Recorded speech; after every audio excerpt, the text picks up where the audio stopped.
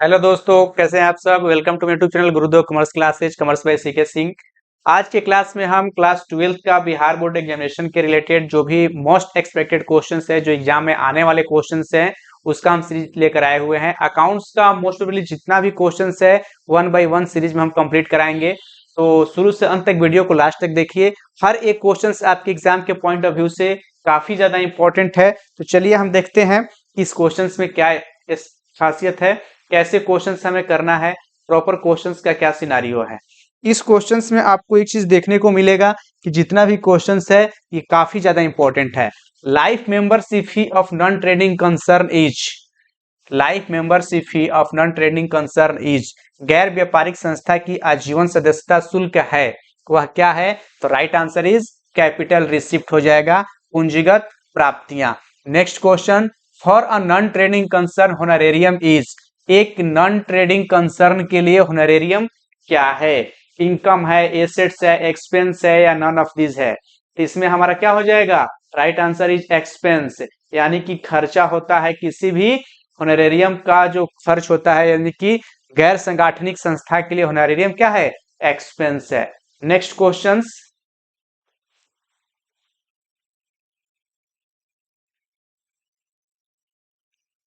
Next questions आप देखिए। Next questions क्या है, entrance fee unless otherwise stated is treated as, entrance fee को हम क्या मानते हैं, capital receipt, revenue receipt, liability या नॉन ऑफ दीज। तो एंट्रेंस फी हमारे लिए क्या है, रेवेन्यू रिसिप्ट है। तो राइट आंसर क्या हो जाएगा, रेवेन्यू रिसिप्ट, यानी कि राजस्व प्राप्तियां। Next questions, excess of income over expenditure is known as, excess of income over expenditure is known as, यानी कि व्यय पर आय की अधिकता को कहा जाता है, व्यय पर आय की अधिकता को क्या कहा जाता है, सरप्लस कहा जाता है। राइट आंसर इज ए हो जाएगा।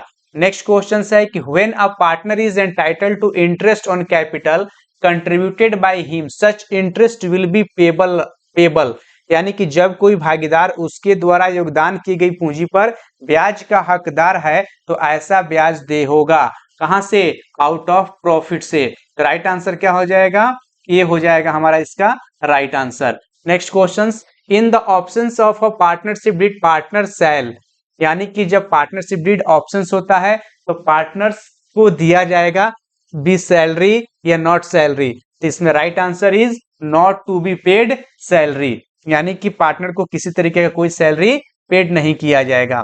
नेक्स्ट क्वेश्चन है कि which of the following items are recorded in the profit and loss appropriation account of a partnership firm, निम्नलिखित में से कौन से फर्म के, जो हम साझेदारी फर्म बनाते हैं तो उसमें से क्या क्या चीजें आता है, interest on capital, salary to partner, transfer to reserve या all of these. Right answer is D, all of these is the right answer. Next question, next question हमारा आ जाएगा इसमें, देखिए नेक्स्ट क्वेश्चन, वन सेकेंड, चलिए ये देखिए। Next question हमारा है कि which account are open when the capital are fixed, अगर आपका कैपिटल, किसी पार्टनर के कैपिटल फिक्स्ड है तो इसमें से कौन सा अकाउंट ओपन किया जाता है, कौन सा अकाउंट ओपन किया जाता है, कैपिटल अकाउंट, करेंट अकाउंट या capital account and current account both. तो capital and current account both. अगर पार्टनर्स के कैपिटल क्या हो, अगर पार्टनर्स का कैपिटल हमारा क्या होता है, जब पार्टनर्स का कैपिटल होता है करेंट अकाउंट, क्या होता है, करेंट अकाउंट। तो करेंट अकाउंट के केस में हम क्या खोलते हैं, सिर्फ और सिर्फ कैपिटल अकाउंट ओपन करते हैं। लेकिन अगर पार्टनर्स के कैपिटल क्या है, फिक्स्ड, अगर पार्टनर के कैपिटल है फिक्स्ड तो उस कंडीशन में हम करेंट अकाउंट और कैपिटल अकाउंट, ये दोनों अकाउंट हम प्रॉपर ओपन करते हैं। इसका राइट आंसर क्या हो जाएगा, सी हो जाएगा, capital account and current account both. Next question, not for profit organisation prepare, not for profit organisation prepare trading account, trading and profit and loss account, income and expenditure account या revenue account. तो हमारा NPO में होता है income and expenditure account record किए, prepare किया जाता है, यानी कि हमारा C is the right answer. Next question, out of following items which one is show in the receipt and payment account, निम्नलिखित में से कौन सा प्राप्तियों और भुगतान खाते में दिखाया गया है।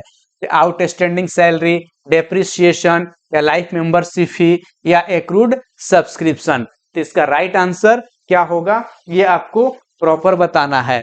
10 का बताइए क्या होगा। तो लाइफ मेंबरशिप फी जो होता है ये हमें रिसिप्ट और पेमेंट अकाउंट में शो किया जाता है। नेक्स्ट क्वेश्चन है कि receipt and payment account is, receipt and payment account का नेचर क्या होता है। तो रिसिप्ट एंड पेमेंट अकाउंट का नेचर होता है रियल अकाउंट। क्या होता है, रियल अकाउंट होता है। नेक्स्ट क्वेश्चन है income and expenditure account is, जो हमारा इनकम एंड एक्सपेंडिचर अकाउंट होता है उसका नेचर क्या होता है, नॉमिनल अकाउंट। क्या होता है, नॉमिनल, यानी कि नामात्र खाता। Next question, legacy should be treated as, legacy को हम क्या ट्रीट करते हैं। तो लिजेसी हमारे लिए क्या है, कैपिटल रिसिप्ट है, पूंजीगत प्राप्तियां हैं। क्या है, पूंजीगत प्राप्तियां हैं। नेक्स्ट क्वेश्चन है कि the relation of partner with the firm is that of an owner an agent, an owner and an agent या अ मैनेजर। पार्टनर और फर्म के बीच में क्या रिलेशन होता है ये आपसे पूछा जा रहा है। क्वेश्चंस में आपसे पूछा जा रहा है कि क्या रिलेशन होता है। तो रिलेशन में क्या हो जाएगा, पार्टनर का जो रिलेशन होता है ये देखिए 14 number, the relation of partner with the firm. क्या होता है, पार्टनर जो होता है फर्म का एजेंट होता है। क्या होता है, एजेंट होता है। Next question, what should be the minimum number of person to form of a partnership. किसी भी पार्टनरशिप साझेदारी फॉर्म में मिनिमम संख्या कितनी होनी चाहिए, तो मिनिमम 2 होना चाहिए और मैक्सिमम 50 होना चाहिए। और एक्ट पूछे तो पार्टनरशिप एक्ट 1932 नहीं, कंपनीज एक्ट 2013, कंपनीज एक्ट 2013 के अकॉर्डिंग। ठीक है, पार्टनरशिप एक्ट ना लगे, मैक्सिमम की बात है, मैक्सिमम 50 और मिनिमम पूछे तो minimum 2। Next question, for the firm interest on drawing is, अगर किसी भी फर्म के लिए इंटरेस्ट ऑन ड्रॉइंग क्या है, एक्सपेंस है, लॉस है, रिसिप्ट है या इनकम है। इसका राइट आंसर बताइए, इसका राइट आंसर क्या होगा। तो राइट आंसर हो जाएगा इनकम, क्योंकि जब कोई फर्म से पार्टनर पैसा विड्रॉ करेगा तो फर्म को उसके बदले में इंटरेस्ट मिलेगा। Next question, in which year was the partnership act passed, किस वर्ष पार्टनरशिप एक्ट पास हुआ था।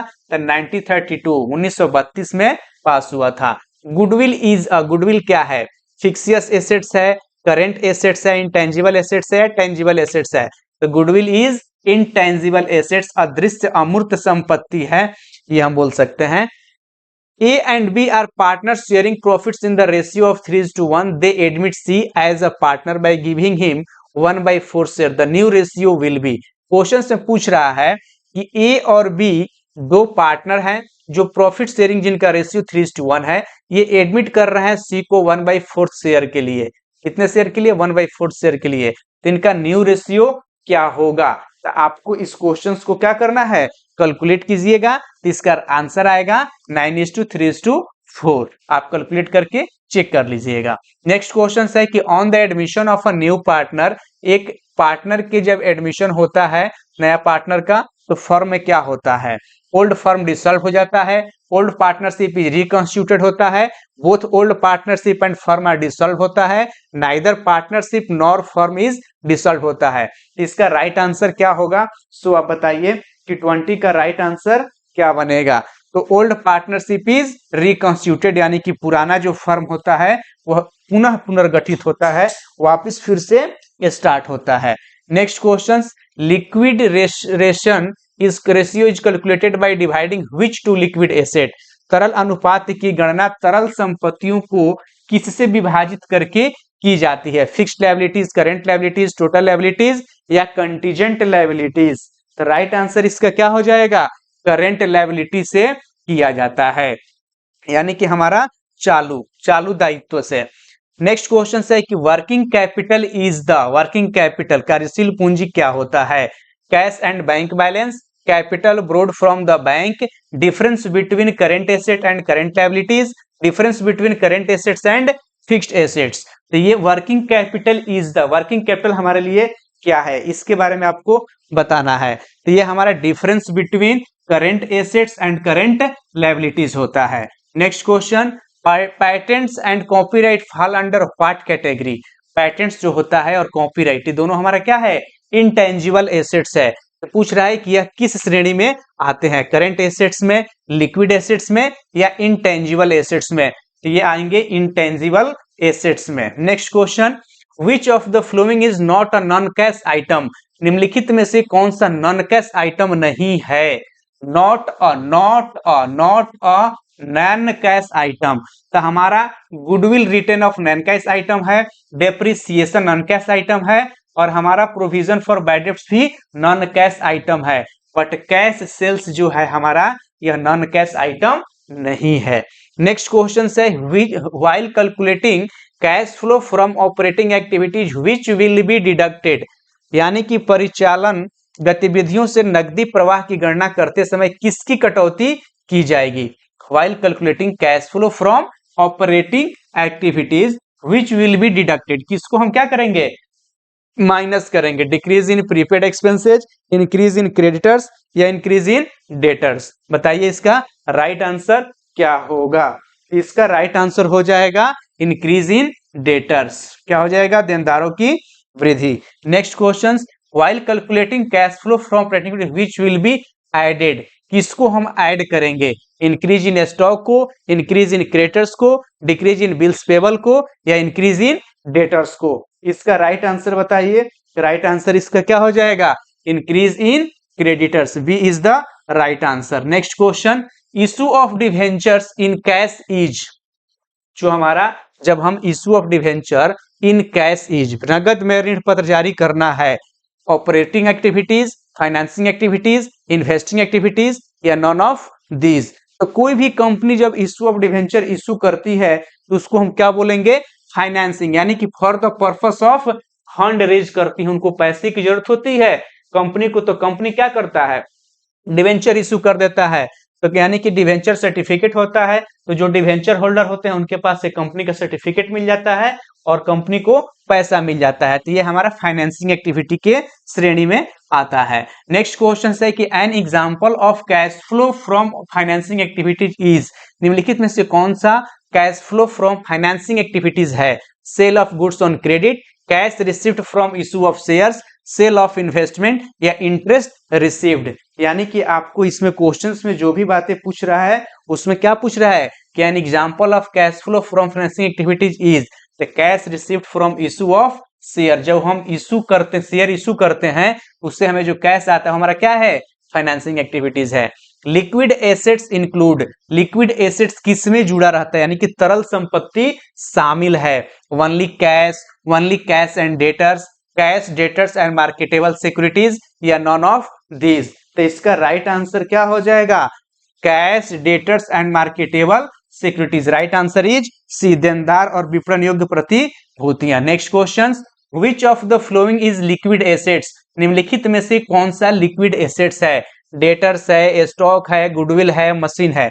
बताइए which of the following is liquid assets का मतलब होता है कि कौन सा हमारा तरल संपत्ति है, यानी कि तुरंत का तुरंत हम उस चीज को इनकैश कर सकते हैं। ये आपसे क्वेश्चंस में पूछा जा रहा है। तो डेटर्स, स्टॉक, गुडविल, मशीन, तो क्या हो जाएगा, डेटर्स हो जाएगा। नेक्स्ट क्वेश्चन, कि नए सेजदार share of goodwill brought in cash by the new partner is called, assets होगा, लायबिलिटीज होगा या क्या होगा। सो बताइए, एसेट्स, प्रॉफिट, प्रीमियम या नॉन ऑफ दीज। नए सेजदार द्वारा नकदी में लाया गया मतलब उसका गुडविल का खरगोश कहलाता है, खरगोश संपत्ति है, लाभ, अधिमूल्य से कोई, इनमें से कोई नहीं। इसका राइट आंसर बताइए, किसका राइट आंसर क्या हो जाएगा। इसका राइट आंसर हो जाएगा प्रीमियम। हम क्या बोलते हैं उसको, प्रीमियम बोलते हैं। Revaluation account is, revaluation account हमारा रियल अकाउंट है, पर्सनल अकाउंट है या नॉमिनल अकाउंट है। तो revaluation account is nominal account. Next question, decrease in the value of fixed assets is known as, अगर किसी भी फिक्स्ड एसेट्स का वैल्यू जो होता है डिक्रीज होता है तो उसको हम किस नाम से जानते हैं। बताइए, एक्सपेंसेज होगा, लॉस होगा, प्रॉफिट होगा या नॉन ऑफ दीज होगा। इसका राइट आंसर बताइए कि राइट आंसर क्या होगा। यानी कि अचल संपत्तियों के मूल्य में कमी को कहा जाता है, तो उसको अचल संपत्ति के मूल्य में क्या कहा जाता है, डेप्रिसिएशन कहा जाता है, डिप्लेशन कहा जाता है। अगर फिक्स्ड एसेट्स की बात किया है तो डिप्रेशन, वो एक्सपेंस नहीं है, लॉस नहीं है, प्रॉफिट नहीं है। तो राइट आंसर क्या होगा, नॉन ऑफ दीज होगा, उसको हम डेप्रिसिएशन करते हैं, हमारे लिए खर्च नहीं है। प्रॉफिट या loss on revaluation at the time of admission of a partner is borne by, साझेदार के प्रवेश के समय पुनर्मूल्यांकन पर लाभ या हानि का वहन किया जाता है किसके साथ? पुराने साझेदार के साथ, नए साथी के साथ, या सभी सहभागीदार के साथ, या ऑल ऑफ दीज? इसका राइट आंसर बताइए क्या होगा? तो ओल्ड पार्टनर के द्वारा वहन किया जाता है। ओल्ड पार्टनर जो होते हैं वो आपस में शेयरिंग करते हैं।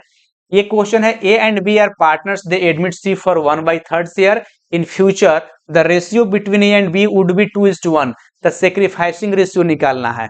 द सेक्रीफाइसिंग रेशियो का फॉर्मूला आपको पता है, old ratio minus new ratio लगाइएगा तो इस क्वेश्चन का आंसर आ जाएगा 2:1 इज द राइट आंसर। बहुत इजी क्वेश्चन है।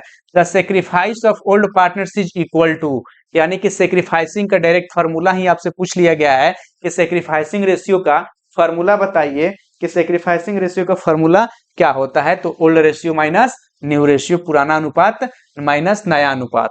Gaining ratio means new ratio minus old ratio, नया अनुपात माइनस पुराना अनुपात। नेक्स्ट क्वेश्चन है कि goodwill is paid out to the retiring partner in, goodwill जो होता है मतलब ये हम गुडविल को बोल सकते हैं, गुडविल का सद्भावना का भुगतान सेवानिवृत्त साझेदार को किया जाता है। पुराना लाभ साझेदार अनुपात, पूंजी अनुपात, समान अनुपात या नया अनुपात। तो goodwill is paid out to the retiring partner in old profit sharing ratio, capital ratio, equal ratio या न्यू रेशियो, यानी कि गुडविल को हम किस तरीके से रिटायरिंग पार्टनर को कहां से सेटअप करते हैं? ये हो जाएगा old profit sharing ratio. Next question, A, B and C are partners sharing profits in the ratio of 1/4, 3/10, 9/20. The new ratio on the retirement of C will be, पूछ रहा है कि A, B, C तीन partner हैं, इनका जो ratio दिया हुआ है, यह जो रेशियो है 1/4, 3/10 और 9/20 है, तो इसका रेशियो निकालिएगा तो क्या हो जाएगा? 5:6 न्यू रेशियो हो जाएगा। नेक्स्ट है कि gaining ratio is calculated at the time of admission, eight the time of retirement, on the dissolution या नॉन ऑफ दिस, यानी कि आपसे पूछा जा रहा है कि गेनिंग रेशियो हम कब कैलकुलेट करते हैं या गेनिंग रेशियो कैलकुलेट करने की जरूरत कब पड़ती है? Eight the time of retirement.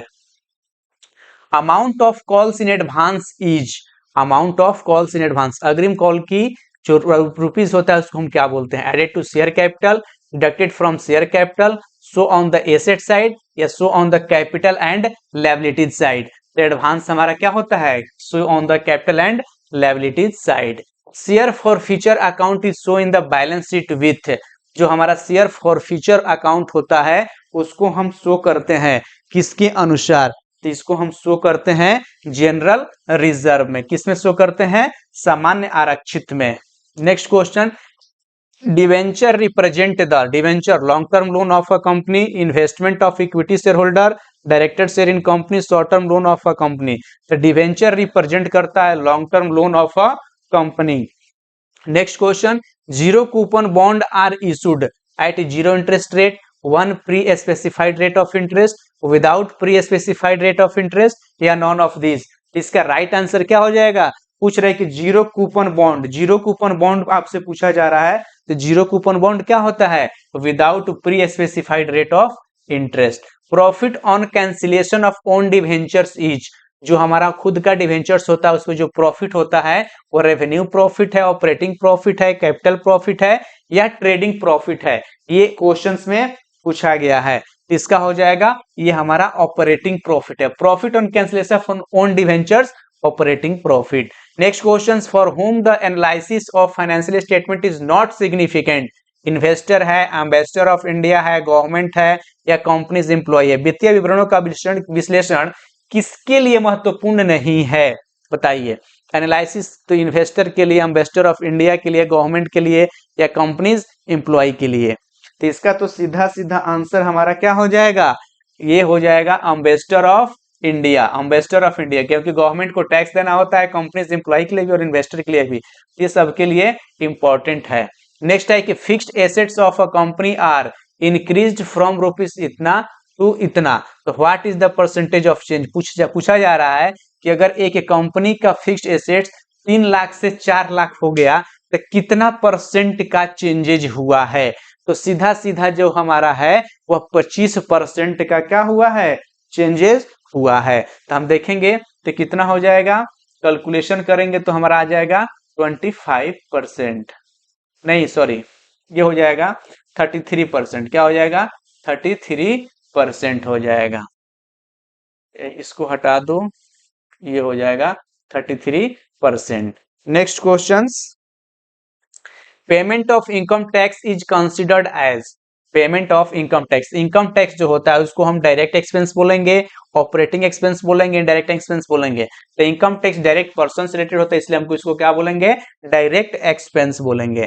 Next है कि in a common size balance sheet total equity and liabilities are assumed to be equal to, यानी कि in a common size balance sheet में टोटल इक्विटी और लायबिलिटी होता है उसको assumed किया जाता है किसके बराबर, तो इसको हम एज्यूम करते हैं किसके बराबर, 100 के बराबर, 100 इक्वल मानते हैं 100 के बराबर। नेक्स्ट क्वेश्चन है कि if cost of goods sold is rupees 1,20,000 and gross profit ratio is 20%, then amount of sales will be, right answer इसका क्या हो जाएगा, राइट आंसर हो जाएगा 1,50,000। तो ये ऐसे मैंने आपको आज 50 क्वेश्चंस कराया है मोस्ट इंपॉर्टेंट। तो आप कमेंट सेक्शन में मुझे जरूर बताइए कि ये आपको क्वेश्चंस कैसा लगा, और ये जो भी है क्वेश्चंस ये प्रीवियस ईयर एग्जाम्स में आया हुआ क्वेश्चंस है, तो प्लीज इसको एग्जाम से पहले जरूर एक बार इस क्वेश्चंस को देखिएगा, समझिएगा। कोई कंफ्यूजन हो, डाउट हो तो आप बिंदास मेरे को जो नीचे स्क्रॉल हो रहा है नंबर, उस नंबर पे कांटेक्ट करके शेयर कर सकते हैं। Thank you so much for today's class.